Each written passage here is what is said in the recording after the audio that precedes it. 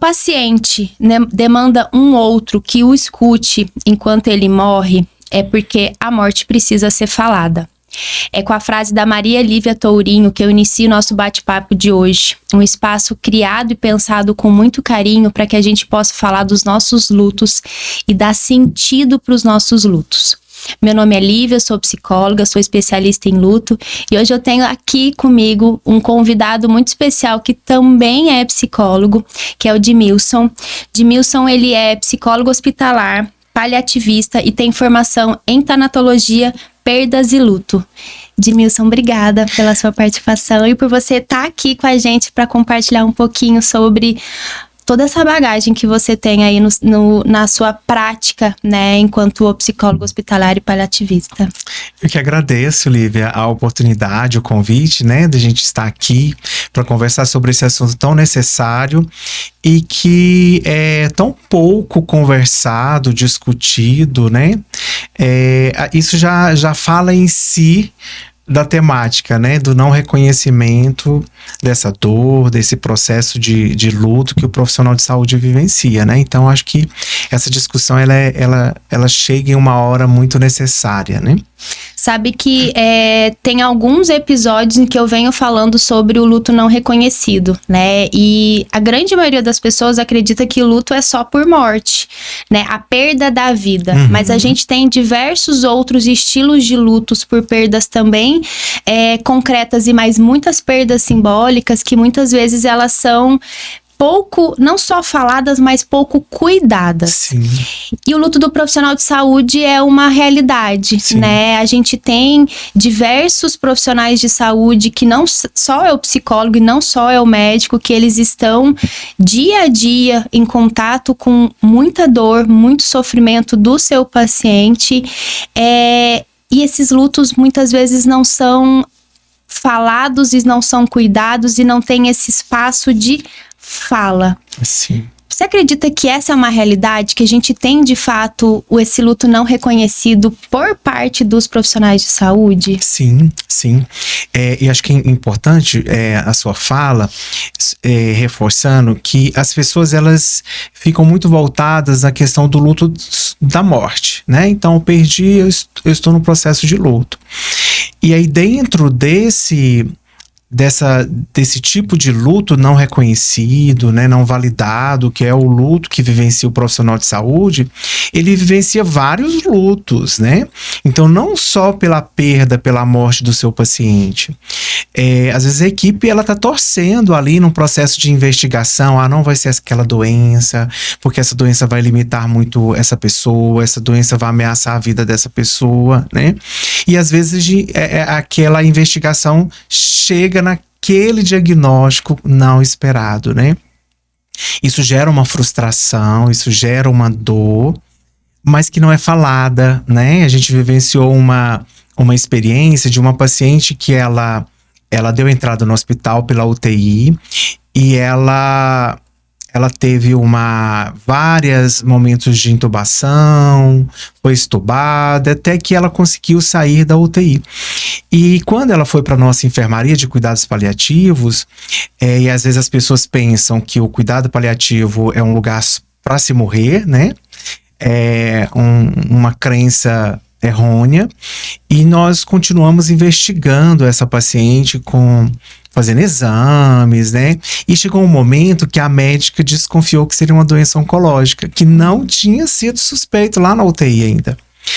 E ela teve um sofrimento muito grande. Então, quando realmente...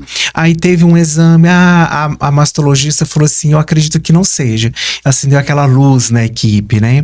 Depois a equipe de ginecologia vem e confirma com o exame que era uma doença oncológica, que já estava avançada, e aí justificava o quadro que levou ela à UTI. E aí, quando a gente foi fazer essa comunicação, essa médica, ela demonstrou um sofrimento, né? Ela se emocionou, ela falou assim, não era isso que eu queria falar para a senhora, né? Mas, infelizmente, como a senhora, a gente fez um acordo de que tudo seria passado para a senhora, é uma doença que já está avançada, né? Então, às vezes esses quadros, eles se desenrolam para um lugar que não é o que a gente deseja, mas a gente tem que fazer esse enfrentamento, né? Uhum. Só que isso não é visto, como você falou, né? Não é validado porque o profissional de saúde, ele vem muito dessa formação de que você precisa estar preparado, não envolver emocionalmente e seguir em frente. Isso teoricamente, né? Que na prática a gente percebe que não é assim. Então, existe sim. Existem vários lutos que a gente vivencia na nossa prática diária e que ele não é reconhecido. Ele não é reconhecido, às vezes, nem pelo próprio profissional, porque ele não se permite. Não se permite esse processo do sentir. Que é uma característica do luto não reconhecido, né? Não é só a sociedade que não valida. Muitas vezes a pessoa que vivencia, ela também não reconhece legítima a dor que ela está sentindo e enfrentando. Sim, sim. Muitos... até mesmo por esse medo, né, do envolvimento, eu não posso me emocionar, eu não posso demonstrar a minha dor porque ela é vista de uma forma como um fracasso, né, uma fragilidade, né? E aí esse profissional, ele não se permite a fazer contato com essa experiência, né? Nem ele mesmo, né? Porque a gente já vem, como você falou, de uma sociedade que enxerga o profissional de saúde como aquele super-herói, o que a gente viu aí durante a pandemia, né? As pessoas idealizando um heroísmo, que por trás daquele heroísmo existe um sofrimento muito grande que não estava sendo enxergado, né? De profissionais que saíam das instituições com, né, sobrecarregados emocionalmente por estar lidando com situações muito difíceis e tinham que voltar para casa e sendo ameaçados pela morte, né? Então, não existe esse heroísmo. Existem seres humanos que tecnicamente foram capacitados para lidar com aquela situação, mas que precisa ser ainda discutido, falado, né? Eu acho que esse espaço que você traz é muito importante, de que nós também somos gente, né? Por trás daquele jaleco, daquele unissex, tem uma pessoa. Tem um ser humano, né? Ele se disponibilizou durante a vida cuidar de pessoas. E eu acho que esse processo de quando a gente escolhe ir cuidar do outro, não tem como, a gente se expõe, né? A gente se coloca à exposição emocionalmente, né? E eu sempre falo na equipe que eu trabalho, né, de cuidados paliativos, então a gente recebe muitos jovens médicos, jovens profissionais de outras áreas que passam por lá na sua formação, estágio, né, residência. E aí sempre a gente, quando vai conhecer o paciente, nós conhecemos a biografia, porque os dados biológicos já estão lá no prontuário, né? Ele deu entrada no hospital por doença X e tal. Quem que é aquela pessoa, né? E às vezes alguns jovens estudantes de medicina falam assim, mas que sentido tem eu perguntar para o paciente o que ele gosta de comer, o que ele gosta de fazer, né? Qual que é o seu hobby, se tem um animal preferido e tal. E aí, quando a gente vai para essa biografia, eu falo assim, olha, você vai entender quando você for colher a biografia, porque as nossas histórias vão atravessar as histórias dessas pessoas. E aí eu preciso saber qual é a minha história, qual é a sua história, para isso não trazer tanto sofrimento para mim, né? Perfeito. E aí no final eles falam, nossa, realmente o quanto é importante a gente saber o que está por trás daquela doença, né? Daquela pessoa que chegou ali dentro do hospital, né? E que provavelmente pode morrer naquela internação ou evoluir mais tarde para uma finitude, né? Mas eu olhar para minha história, isso me ajuda, né? Isso não isenta do sentir. Lógico, eu preciso sentir, eu preciso validar, eu preciso dar nome, né? Eu fiquei triste com a morte da Dona Maria. Eu tinha um afeto muito grande por ela, né? Eu tive a oportunidade de ir lá e despedir dela, né? Então isso você acaba se permitindo elaborar aquela perda, né? Só que na prática, Lívia, nem sempre a gente encontra profissionais dispostos a esse movimento, a se permitir. A se conectar, talvez, com o paciente. Porque se eu me conecto com ele, obviamente, as minhas vulnerabilidades vão estar muito mais aparentes do que se eu não me conectar, né? Sim. A Elizabeth Kübler-Ross, você falou, lembrei assim, ela fala muito disso. Até para eu ajudar o paciente, né, nesse processo de fim de vida, eu preciso me conectar, né? Tem uma colega nossa, a Dadá, psicóloga, ela fala assim, eu preciso pegar a minha dor, colocar aqui do lado, essa é a minha dor. Agora eu vou lá, olhar pra dor do outro, depois eu volto e pego ela de novo. Mas sabe que é interessante quando você fala, porque daí eu me conecto com as minhas dores, né? Recentemente eu perdi a minha gatinha e nos primeiros, acho que foi o segundo episódio que eu gravei, ela ainda estava viva e eu sabia de todo o processo de adoecimento dela, então eu já vinha num processo de pelo menos uns 3 anos de cuidado com a minha dor, né? E hoje, né, esse é o terceiro episódio que eu gravo e que ela já não existe mais. E não tem como, obviamente, eu desconectar a minha dor e seguir a minha vida como se nada tivesse acontecido, né? Eu pego ela, eu cuido dela, ela me ajuda, mas acho que o próprio fato de eu me conectar com a minha dor, acho que isso faz com que eu me conecte de uma forma muito diferente com o paciente. Porque o luto, ele não tem fim, né? Ele é um processo. Talvez hoje você enxerga essa situação vivenciada com a sua gatinha de um jeito diferente, né? Mas daqui 20 anos você vai lembrar da sua gatinha. Perfeito. Né? Em algum momento, em alguma situação, você pode ter outros animais, outros gatinhos, outros cachorros, mas aqui vai ficar. Eu me recordo da minha cachorrinha lá da infância, né? E vira e mexe, a gente, nas nossas histórias, a gente volta lá, né? E aí você sente saudade, você sente dor, né? O que a gente precisa, que é importante para a gente seguir nesse processo nosso, é validar. A gente precisa validar, né? Naquele momento é difícil para mim, né? Tá muito pesado, né? Porque se eu vou acumulando esses dramas, essas dores vivenciadas, isso vai me adoecer, né? O que a gente vai chamar na fadiga por compaixão, né? Isso pode gerar um burnout, né? Um processo depressivo. Porque você vai acumulando, você não olha, você não permite. Mas a minha consciência tá aqui presente, ela tá vivenciando aquilo. O meu corpo tá integrado ali com ela, em algum momento ele vai dizer alguma coisa, né? Sim. E aí você vê a classe de profissionais de saúde num processo de adoecimento muito grande, né? Dentro da logoterapia a gente vai falar assim no vazio existencial. E aí o vazio existencial é um fator de risco para a desistência da vida, né? E recentemente eu estava vendo uma pesquisa com profissionais de saúde, né? Então você tem um médico lá no topo desistindo da vida. Em segundo lugar o enfermeiro, que são profissionais que estão ali direto com essa questão mesmo do cuidado, né? Dessa responsabilidade de administrar aquele plano de cuidados, né? Não que os outros profissionais não estejam envolvidos também, mas eles estão direto ali no físico mesmo, né? E eu acho que eles estão na maior parte do tempo, né? Que é o caso da equipe de enfermagem, que ele tá dia e noite.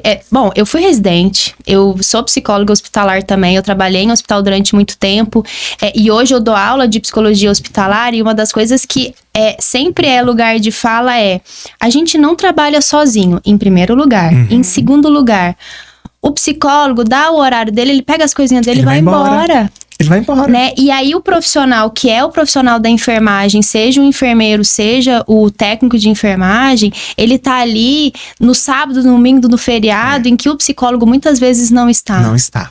E eu digo mais, o técnico de enfermagem é o profissional que mais vivencia esses processos de dores, de acompanhar o paciente no seu processo final. Porque eu até falo, gente, na nossa equipe, o paciente nem morre com a gente. Geralmente ele morre na madrugada, no início da noite, ele morre com o técnico. Então o técnico que vai lá dar banho nele, que entra na intimidade dele, né, de uma forma muito mais complexa, né? E que exerce o cuidado, né? Que é o cuidado do físico ali e muitas vezes até do próprio acolhimento emocional. Sim. E aí tem uma médica aqui, geriatra, a doutora Karina Fonseca, que ela fala assim, ele é o técnico de enfermagem que lida com a parte mais suja. Ele que tira o cocô, o vômito, ele que limpa a ferida, que faz o curativo, né? Ele vivencia todos esses momentos. E aí eu percebo, na nossa equipe que muitas vezes elas são muito afetadas com o processo de morte desses nossos pacientes e que às vezes elas não se permitem, como a gente já havia falado, por medo, né? Nossa, o que a gestão vai pensar? Eu tô chorando aqui, né? Isso me afetou, então fica com aquele medo de expressar. A gente sempre que possível, que percebe, a gente promove, a gente até oferece. Às vezes oferece e eles não aceitam. Olha, tanto que é interessante, porque lá a gente tem um grupo de luto. Então, no dia do grupo de luto, eu chamo elas. Ah, não vou não. Ah, não vou não, vou chorar. Como se a gente não pudesse chorar, né? Não pudesse chorar. Eu me recordo de um momento que a gente recebeu um paciente, ele tinha 82 anos, muito querido, a equipe logo ficou se apaixonada por ele. E ele tinha uma doença cardiológica, onde ele estava fazendo uso de uma medicação que não justificaria mais ele fazer uso daquela medicação, ele teria que ficar na UTI, então ele ficaria ad eterno, né? Então ele foi transferido para a enfermaria em uso da medicação, mas com a proposta de diminuir e diminuindo. O que nos colocaram, a equipe médica da UTI, que ao desligar aquela medicação, provavelmente ele viria à morte nas próximas horas. Ok, planejamos, conversamos com a família, a filha entendeu, ela falou que realmente não justificaria, mas ele muito consciente. Ele tinha um desejo de ir pro Maranhão, fazer um churrasco com a família, né? E aí a médica residente que estava acompanhando ele, fazia residência de geriatria. E aí chegou na manhã, nós chegamos, aí ela entrou e ela tinha um vínculo, como eu disse, todos criaram um vínculo muito grande com ele, mas ela teve um vínculo esse mais forte, né? E aí, hoje vai desligar a bomba infusora. E aí, quando ela entrou, aí ela saiu. Quando ela saiu, eu vi que ela saiu, foi pra salinha, e ela chorou. Aí eu falei assim, senhor, obrigada, você não dá conta. Permita nesse momento dizer para você mesmo, você não consegue ir lá e desligar a bomba, né? Não, vivencie esse momento, né? Aí ela se permitiu, porque o médico, ele ele traz isso muito mais, assim, muito mais forte. Essa cultura, né, da onipotência, né? Do não permitir mostrar a vulnerabilidade. Sim. E me dá a ideia também, e de sair desse lugar de um poder que eles provavelmente aprendem, né, durante a faculdade. E isso, acho que isso além da faculdade, a própria sociedade incentiva isso, né? O médico que vai salvar a vida. E aí a gente chama a médica da UTI, ela chegou, né? Não, gente, fica tranquila. Eu vou desligar a bomba. Ela desligou a bomba, ele não morreu. Ele ficou 3 meses, foi pro Maranhão, fez o churrasco que ele queria, encontrou a família, voltou e faleceu com a gente, né? Mas, a um primeiro momento, nossa, que médica é essa que, ao invés de ajudar o paciente, sai chorando da sala? Então, essa nossa cultura do julgamento, né? Talvez você conheça a Gláucia Tavares, é psicóloga, ela fala muito sobre o luto, né? É uma sumidade aí de Belo Horizonte. Ela fala assim que essa cultura da onipotência, né, te coloca naquele lugar do não falhar, né? E por um outro lado você tem o da incompetência, o medo, porque aí se eu não faço é porque eu sou incompetente, né? Mas não, nesse universo do sentido, nesse universo do ser humano, eu preciso ficar no meio, na competência. Então, quando nós vamos falar de vida, nós temos limitações. A morte, ela faz parte do processo, né? Ela vai chegar. Eu falo que a morte, ela não precisa de nada para ela chegar. Ela não precisa de doença, ela não precisa de idade, ela não precisa de status. Ela chega, né? Ela vai chegar porque ela faz parte da vida, né? Então, entender, o profissional de saúde entender a finitude como um processo natural ajuda muito, né? Eu acho que a formação em cuidados paliativos, ela traz muito isso pra gente, né? Respeitar a morte quando a vida precisa ir. Dar lugar pra morte. E dar um lugar de uma forma digna, né? dar dignidade para aquela pessoa que está partindo, dar qualidade de morte para ela, dar uma escuta, né? Então isso é muito importante. Mas se a gente vem com esse pensamento do vamos lutar, né? Vamos lutar, né? Isso gera muita dor. Que é o que a gente entra nas próprias polêmicas de bioéticas que a gente tem, que é da eutanásia, distanásia e ortotanásia, né? Que a distanásia é essa obstinação terapêutica de eu quero salvar a vida do paciente, mas eu não me importo com a qualidade de vida dele, né? E aí, quando você falou essa questão até do paciente que ia desligar a bomba, é deixar com que a doença siga o seu curso natural, mas ao mesmo tempo oferecer possibilidades nesse processo de morte que seja com qualidade. Oferecer o cuidado, né? Enquanto ela não chega, a doença ela vai evoluir o seu curso normal, mas a gente vai cuidar, né? Vamos dar qualidade para esse paciente, né? E aí, se eu fico nessa outro lado, nesse processo, nesse pensamento, nessa conduta de distanásia, né? É uma luta. Tem um documentário que fala A Dama e a Morte. É um desenhozinho. Da senhorinha. É isso. Ele é muito interessante, né? Não, é um desenho, nem um documentário, na verdade. Né? É um curto, E ele é muito legal, porque ele retrata muito isso. A morte querendo ir, os profissionais de saúde insistindo, né? Eu sou forte, eu dou conta, eu vou combater. E é isso que a gente vê na prática, né? Lógico que esse crescimento dessa visão paliativa, ela tem ajudado muito, né, as instituições a perceber a morte de uma forma diferente, né? Tem mudado, precisa mudar, lógico, muito. Mas por outro lado, a gente ainda precisa avançar mais nesse autocuidado dos profissionais de saúde. Né? De promover momentos onde a gente possa falar também da nossa dor, né? Falar dos nossos lutos vivenciados. Mas sabe que essa é uma dúvida que eu fiquei aqui. A gente fala muito de processo de humanização dentro do hospital.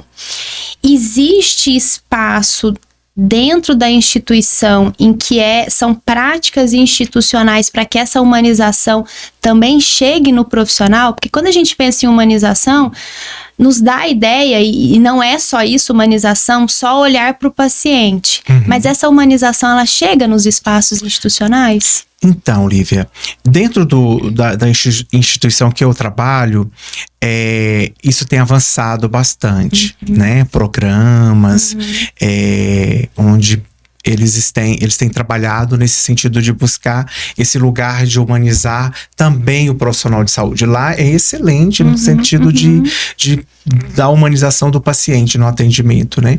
E isso tem avançado agora nesse novo tempo com o profissional de saúde. Mas eu acho que muito mais além da gestão em si, da instituição, eu acho que a questão, o profissional de saúde, ele tem que sair desse lugar da onipotência ou do medo, né? Então, lógico que vai ter vários caminhos aí, que são caminhos que a gente tem que construir, né? O próprio autoconhecimento, de eu reconhecer as minhas fragilidades, até onde eu dou conta, eu não preciso ficar provando para o mundo aquilo que eu não consigo fazer, né? E não tem porquê, né? Então, se conectar com aquilo que você acha que é sagrado para você, isso te ajuda muito a você voltar para o hospital no outro dia e dar sequência, né? Nessa proposta que você se colocou para você mesmo enquanto profissional, né? De cuidar de pessoas, né? Entender que eu estou dentro de um universo de vulnerabilidades, né? Que é algo que a gente tem muito receio, né? Eu acho que o ser humano tem muito receio de ficar nesse lugar da vulnerabilidade. A gente está sempre no controle, né? Querendo controlar as variáveis, as situações, né? Mas eu acho que a gente precisa avançar mais, né? Avançar mais. Eu penso que aquela NR1, né? Acho que isso vai ajudar, talvez, a humanizar mais esse olhar como profissional, seja em qualquer, onde quer que ele esteja, né? Mas eu acho que principalmente dentro da instituição hospitalar, né?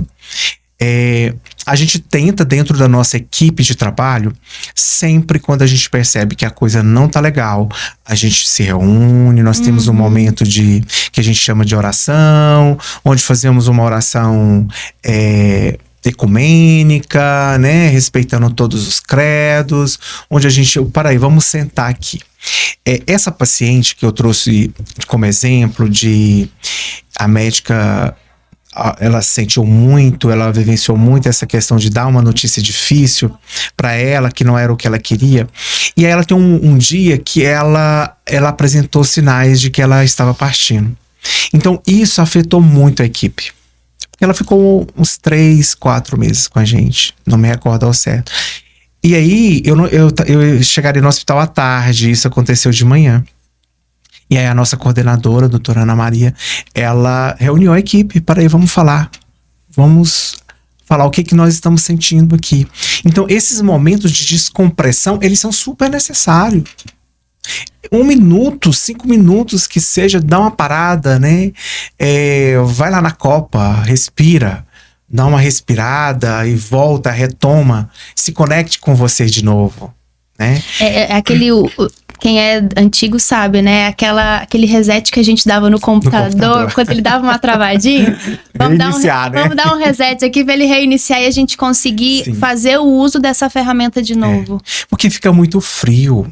Então o paciente morre, vamos preparar, a enfermeira fala pro técnico, prepara o paciente para descer, né? Vai descer. Daqui a pouco, alguém liga da central de vagas, organiza o leito que vai chegar alguém. Tá chegando um outro paciente. Olha o tanto que isso vai ficando frio, né? Uma dureza muito grande. Eu não tive tempo de me despedir daquele paciente que eu cuidava dele até agora há pouco. Vai chegar um outro. E eu tenho que estar bem, receber ele bem, dar as boas-vindas e cuidar dele, a vida é que segue. Né? Então, essa frieza, ela é muito dura, ela machuca muito, né? E a gente não pode deixar com que ela prevaleça. Então, a gente precisa criar esses espaços. Se a instituição não cria, nós temos que criar por nós mesmos. Enquanto equipe tem que dar conta de criar esses espaços que sejam saudáveis. É muito importante. Mas sabe que você falando me dá a sensação de que a equipe de cuidados paliativos, ela, nesse sentido da compreensão, né, sobre o processo de finitude, sobre a compreensão dos cuidados com as próprias dores, é diferente de outras unidades. Sim. É assim mesmo? É assim mesmo. Por exemplo, lá onde eu trabalho, no HGG, então eu atendo também na clínica médica. Então a gente percebe quando um paciente... Porque lá, assim, eles pensam, as outras equipes, que o paciente não pode morrer na enfermaria, tem que morrer lá na ala de cuidado paliativo, porque isenta ele desse cuidado. Então, quando o paciente ele começa a evoluir de uma forma negativa, e às vezes ele nem pediu parecer para o cuidado paliativo, eles aceleram um parecer, porque ele tem que morrer lá embaixo. Né? Então é uma cultura assim, opa, sai daqui, não quero lidar com isso. Esse tema não é meu, né? Esse tema não é meu. Ele tem que morrer lá embaixo. Então a gente percebe muito isso. E é algo que a nossa equipe questiona muito. Por que ele tem que morrer aqui? Ele pode morrer em qualquer lugar dentro do hospital, mas precisa ser cuidado. Então a gente percebe, sim, tá? Nos outros setores, essa dificuldade de lidar com esse processo da morte do paciente. Na equipe de cuidado paliativo, a gente sempre está discutindo sobre esses processos de finitude, né? Então, sempre nos cursos de formação, nos encontros, é muito pregado essa questão do autocuidado, né? De cuidar de quem cuida, né? Então, é sempre falado, sempre falado. Então, acaba que a gente já vai criando uma cultura de também se preservar, né? Se cuidar. Não que a gente esteja... alinhado 100%, né? Vamos dizer assim. Mas temos profissionais que sofrem, né? Nós tivemos um colega fisioterapeuta que um dia ele chegou, ele não entrou. Ele falou assim, não dou conta mais. Ele saiu da instituição, eu não dou conta mais. Aqui é meu limite, eu não dou conta mais de cuidar de pessoas que estavam morrendo.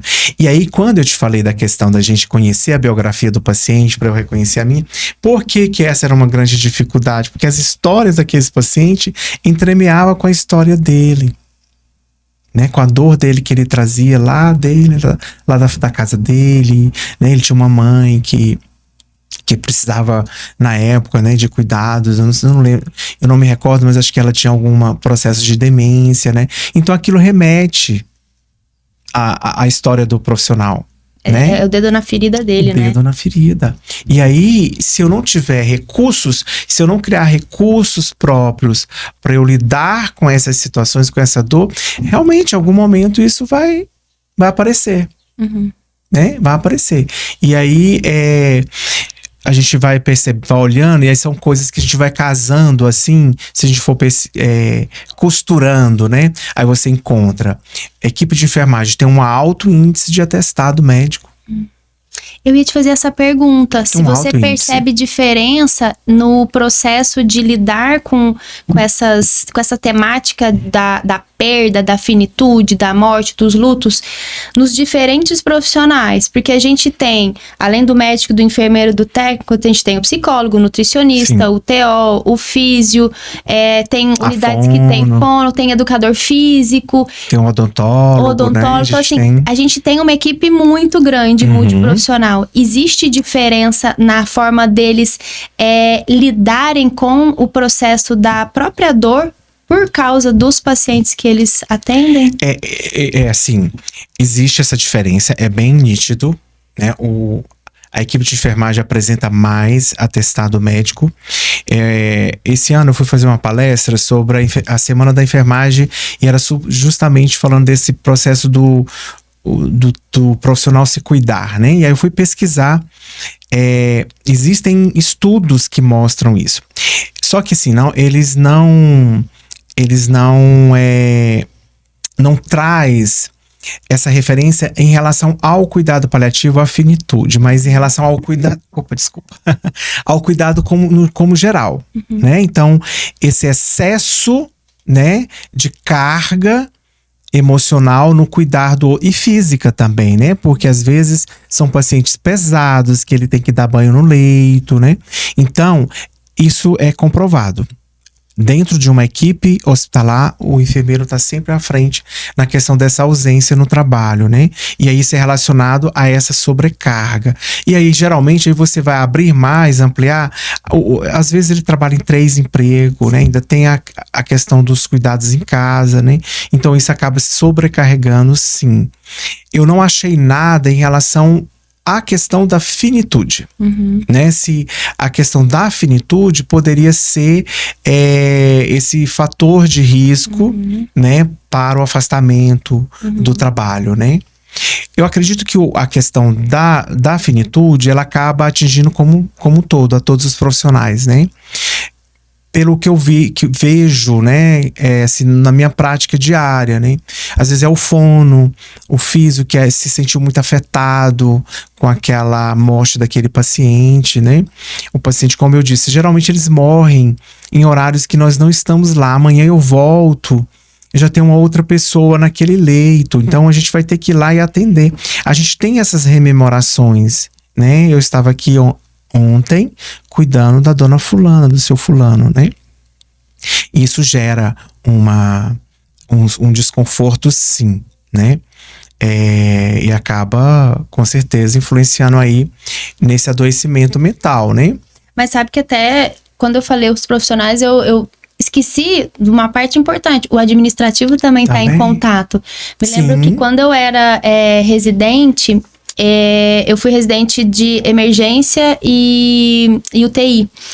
E uma das falas, eu me lembro do secretário de uma das UTIs, que eram 2 no hospital que eu fiz residência, que quando eu chegava, às vezes, na segunda-feira, porque eu tinha plantões aos sábados, mas não eram todos os sábados. E eu lembro que ele falava assim, a van saiu cheia daqui. Que significava que tiveram muitas mortes no processo desse tempo do final de semana, né?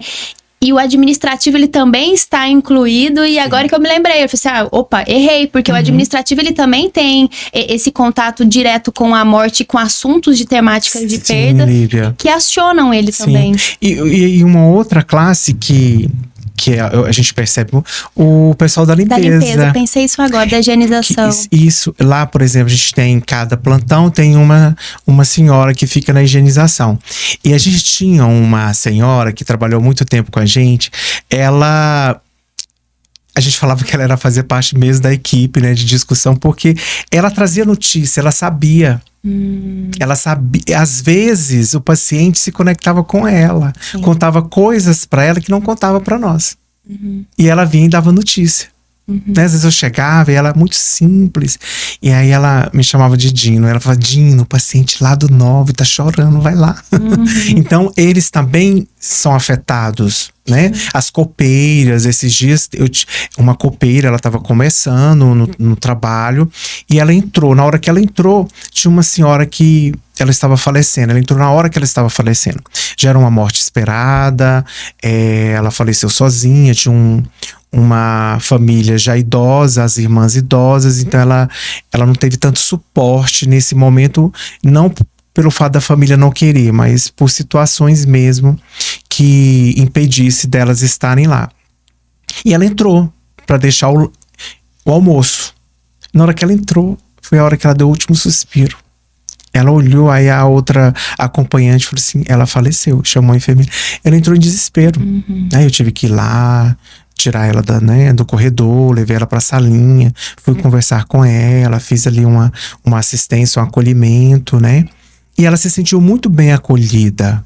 Tanto que ela não quis sair de lá, assim. Talvez ela, eu não quero mais entregar ali, porque parece que ali o povo morre, né? Mas ela tá lá sempre com a gente, às vezes ela participa dos nossos momentos de oração, né? Então, essas pessoas que fazem parte dessas outras equipes, elas são impactadas também, né? E são mais ainda não reconhecidas. Perfeito. Muito mais ainda não reconhecidas. Não tem espaço, mas sabe? Não tem espaço. Quando você fala nessa questão de que ela foi acolhida, o que me vem na cabeça é como que a instituição olhou e enxergou para isso? Talvez nem olhou. Nem ficaram sabendo. Talvez não, nem ficaram sabendo, Lívia. Eu acho que ficou na invisibilidade. Eu acho que aí entra aquela questão até do medo. Nossa, de chegar lá na frente que a copeira chorou na hora que foi entregar, né? Opa, para essa moça não serve para ficar trabalhando aqui. E ainda gera esse medo, né? Não leva isso para frente, porque pode chegar lá na gestão e a gestão não acha legal isso, né? O quanto nós somos invalidados, né? Porque hoje você pensa em uma sociedade que ela quer que produz, ela quer dados, ela quer resultados, né? E aí eu não quero ficar falando de emoção, de coisa subjetiva, eu quero praticidade, né? E aí a gente acaba sendo engolidos, né? Massacrados na nossa liberdade de manifestar os nossos sentimentos dentro da instituição, porque a gente tem que produzir. Morreu, entra outro, porque o outro precisa ser cuidado, porque esse outro é número. Mas sabe que isso é um fator importante, né? É muito, muito limítrofe ali, essa discussão entre o cuidado e a produção. Por quê? Porque o hospital, ele é uma empresa pública Sim. ou não, né? Em que ela vai gerar lucro também. Tanto é que a gente tem uma série de protocolos a serem preenchidos que nada mais é do que formalidades, porque dados precisam ser entregues, né? E o quanto que a gente tem de lutos e dores que são, e você usou uma palavra que eu acho que é perfeita, invisibilizados, né? Invisíveis, silenciados, né? E que a pessoa, ela engole. E aí, nesse engolir, a possibilidade de ter um adoecimento é muito grande. Sim. E aí, até isso que você coloca, né? Porque realmente o hospital, ele é uma instituição que produz, né? É onde também muitas vezes a gente encontra a dificuldade da implantação do cuidado paliativo dentro das instituições. Perfeito. Porque o cuidado paliativo, na visão, né, às vezes, né, de uma visão de uma gestão que não tem uma visão de futuro, ele falou assim, não, nós vamos perder tempo, né, porque às vezes teve um dia que eu fiquei, eu realizei um atendimento na manhã, a mãe perdeu a filha e eu fiquei com a médica, a gente ia revezando, ela entrava em desespero, na hora que a gente conseguia controlar um pouquinho, ela voltava de novo e nós ficamos amanhã. Então quando você olha assim, o psicólogo atendeu um paciente, mas e não foi falado do contexto. Só lá no indicador saiu um atendimento. A qualidade do atendimento não foi levada em consideração. Né? E aí, enquanto o colega que estava lá em cima, na clínica médica, ele fez 6, 7 atendimentos. Por que eu fiz só um, né? Então, às vezes, isso não é bem visto de uma forma primeira, né? Graças a Deus, dentro da instituição, a gente teve espaço, né, para criar o serviço, né? Hoje nós somos o único da rede da SES Goiás que temos uma enfermaria, uma equipe de cuidados paliativos, outras têm equipes consultoras, né? E a gente quer muito que isso avance, né? Que as outras instituições também tenham mais espaço para que isso possa chegar para mais pessoas, né? E mudar essa cultura, né? Você falando dessa questão, né, de implantação de unidade, eu fiquei aqui pensando sobre todas essas dores silenciadas, esses lutos não vistos e o quanto que isso leva ao adoecimento da instituição. A gente sabe que o luto não é doença, a gente sabe que o luto não é burnout, não é ansiedade, não é depressão, mas que pode levar ao adoecimento, né? Na pandemia, você acha que a pandemia foi um período em que fez com que as pessoas entendessem um pouco mais sobre a importância de se dar olhar e espaço para as nossas dores? Eu acredito que sim.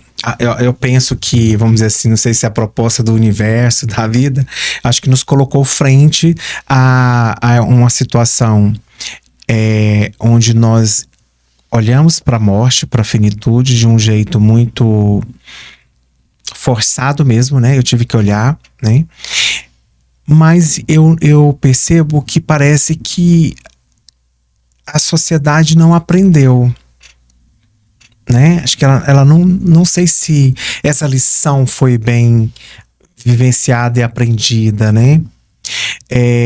As pessoas continuam ainda não validando, né? Continuam ainda não valorizando essa necessidade de olhar para si, né? A minha impressão é essa, Lívia, assim.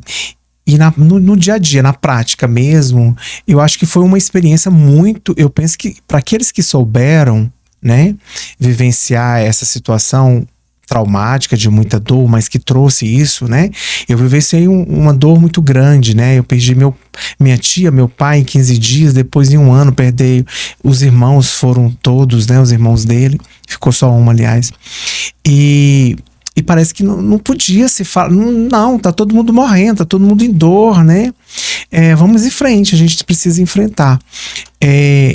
Mas eu acho que foi uma oportunidade única, valiosa, da gente olhar para tudo isso, né? A gente olhar eu acho que assim, até mesmo de perceber a nossa vulnerabilidade. Né? Talvez de compreender que a gente não é só, e eu acho que isso é muito presente dentro do hospital, né? A gente não está só naquele ambiente para salvar, sim, mas a gente está naquele ambiente para cuidar. E eu acho que e justamente esse fato levou muitos profissionais de saúde no sentido, porque eles não conseguiam, né? O paciente entrava, evoluía rapidamente, morria e a vida seguia, né? E ele ia embora com essa dor, né? Eu não dei conta, eu não consegui controlar a doença, de tirar aquela pessoa da UTI, né? De evitar a morte, né? Então, eu acho que ainda existe uma consequência de adoecimento muito grande dentro da área da saúde, advinda lá da pandemia, né? Mas sabe que agora você falou até um ponto que da ausência de rituais e de despedida, sim, né? Recentemente, com a morte da minha gatinha, meu pai estava falando sobre uma questão ele falou assim, mas velório é só para causar sofrimento. Eu falei, não, Falei, no velório é muito importante, porque esses rituais são importantes para o processo de luto, né? É o lugar que é autorizado expressar da forma que a pessoa deseja expressar sobre a sua dor, é de confirmar a perda, porque a gente tem essa ideia de que será que é verdade? Né? Aí vem na memória, né, a lembrança daquela pessoa que de fato ela não estava mais viva, e muitas vezes no hospital, e agora com a pandemia, quando você fala do como as coisas foram rápidas. E os profissionais não têm e não tiveram espaços durante a pandemia para essas despedidas com os seus pacientes. É meu pai mesmo, né? Foi bem naquela segunda onda. Então a gente foi só meu irmão que acompanhou, né? Reconhecimento, e deu entrada no processo de funerária e tal. Então eles marcaram o horário, a gente foi pro cemitério, e chegou o caixão todo envolto num plástico, e o moço falou assim: olha, vocês têm 30 minutos para vocês fazerem as despedidas. Enquanto isso, tinha 3 famílias atrás da gente, esperando a nossa vez de sair da tenda, que era uma tenda, não podia nem entrar lá pro salão, né? E aí a gente foi, essa ritualização, ela foi abortada, né? E aí eu tive que voltar pro hospital para trabalhar e cuidar dos outros lutos, né? No dia que eu cheguei, eu tive que acompanhar um filho que foi para despedir do pai. Não era Covid, mas ele estava na nossa enfermaria, e como não podia ficar na época os acompanhantes para evitar essas contaminações, ele foi lá para despedir do pai, né? A médica me perguntou, né, a nossa coordenadora, se você não conseguir, não vá. Eu falei, não, eu vou. Talvez isso até me ajude a elaborar, né, o meu próprio luto, né? E foi até importante. Eu fui, acompanhei ele, né, fiquei com ele, deixei ele sozinho depois, e foi importante. Então, e até isso trouxe muitas consequências, né, da não ritualização. E dentro do luto não reconhecido do profissional de saúde, a gente não tem isso. A gente não tem essa ritualização daquele paciente que partiu. E aí a gente até, saindo do luto não reconhecido, a gente entra num luto ambíguo, né? Que é um outro estilo de luto em que a gente tem uma série de perdas que não são vistas. E gera confusão, porque luto gera confusão, né? O luto, ele tem uma montanha russa de sentimentos que eu costumo dizer assim, que é esquisito demais, porque é uma intensidade muito grande e muita coisa que a gente sente.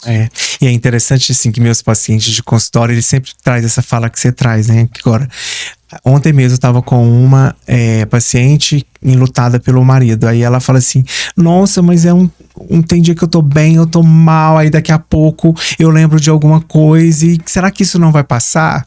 Eu falei, experiencia isso primeiro, né? Sente o que né? Se permita, é um processo, né? É um processo.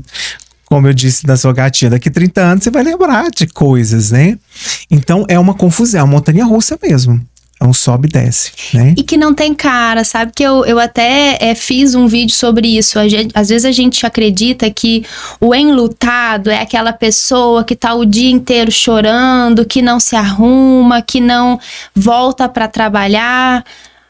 Muitas vezes as pessoas voltam para trabalhar, como você falou, né? Teve todo o processo de despedida do seu pai, teve que voltar para o ambiente de trabalho enlutado. Um ambiente ameaçador, né? Porque ali tinha outras pessoas em situação de terminalidade, né? E teve que vivenciar tudo isso, né? Sim. Então, assim, como a gente não tem padrão, eu costumo dizer, a gente não tem uma receitinha de bolo. Não tem. Né? Cada um vivencia da sua forma, cada um vai ter a sua história, os seus recursos. E dentro do ambiente de saúde, a gente tem diversos profissionais. Sim. E que essas dores, elas vão sendo silenciadas e vão sendo misturadas também. Sim. A gente teve uma experiência, Lívia, muito interessante de ritualizar a morte de uma paciente nossa. Essa paciente, ela veio da Bahia para casa da filha, que morava no entorno de Goiânia, para fazer tratamento. O hospital não é um hospital oncológico, mas ela foi diagnosticada com uma doença oncológica já avançada lá no hospital. Então não tinha uma proposta de quimioterapia, de radioterapia ou de alguma cirurgia. Então ela ficou... Não, pode ir. Ela ficou no hospital e a gente deu seguimento em cuidados paliativos, né? E ela ficou muito tempo. E ela falava muito de comida, da comida da Bahia, que ela queria que a filha fizesse um cuscuz recheado com carne seca, porque ela era muito gostoso e que ela queria dar esse cuscuz para a equipe. E ela veio a falecer. Antes disso, eu desço com ela no jardim, nós conversamos sobre a morte, e ela falou para mim que ela estava preparada e que se a morte chegasse naquele dia, estava tudo tranquilo para ela, que ela já tinha entendido. Ok. Ela olha pro jardim e ela fala, nossa, que planta bonita. Eram aquela costela de Adão. Aí eu falei assim, olha, ela queria tanto uma muda, eu falei, não tem jeito de eu pegar aqui no jardim que eu vou ser penalizado. Aí a nutricionista, eu subi com ela e falei pra equipe, a nutricionista, não, lá em casa tem, eu vou trazer. Ela trouxe, ela falou assim, eu vou dar um nome pra essa planta. E ela deu o nome de Vida, né? E aí ela levou essa planta pra casa e ela morre em casa, ela não morre com a gente. Ela morreu lá, não deu tempo de chegar em Goiânia. E aí, eu fui convidando a filha para vir num grupo de luto. Ela falou, não dou conta ainda, eu não consigo ir. No 3º mês, ela veio. Então eu falei pra equipe, ela vai vir. Então, porque todo mundo ficou envolvido com ela ficou tempo com a gente. Teve uma história construída ali com a equipe, né? E aí essa filha veio, eu lembro que aí nesse dia ela chegou, ela teve uma dificuldade de entrar na sala, né? Eu fui lá, falei, né? Fiz uma técnica de respiração, calma, espera aí seu tempo, depois ela entra. E aí o que ela fez? Aí ela contou a história da vida, que ela, antes de morrer, ela pediu para ela plantar a vida e ela, dali, ela tirar 6 mudas. Cada mudinha era para ficar com um dos filhos, né? E ela conseguiu fazer essas mudinhas. E aí ela contava a história que quando ela estava na Bahia, trabalhava na roça, ela levava comida, né, pra roça, então fazia comida de madrugada e levava, e ela construiu aquela sacola, alforja, Ai, não sei. que eles colocavam, né, fugiu o nome aqui. Enfim, elas construíram essa sacola que eles colocavam comida e levavam pra roça. A filha construiu a sacolinha, fez os cuscuz recheado, colocou dentro da sacola e levou pra equipe. O quanto aquilo foi importante pra equipe e pra ela, né? Na ritualização daquela história que foi vivenciada juntamente com aquela equipe, né? Então isso foi muito importante pra nós e foi muito importante pra ela também, pra ela ressignificar aquele momento que ela ficou ali junto com a gente, né?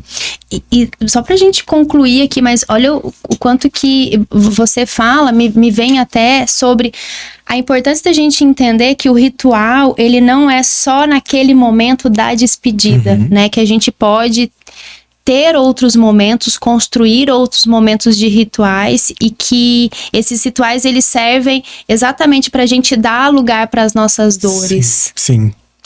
Dar um significado, né?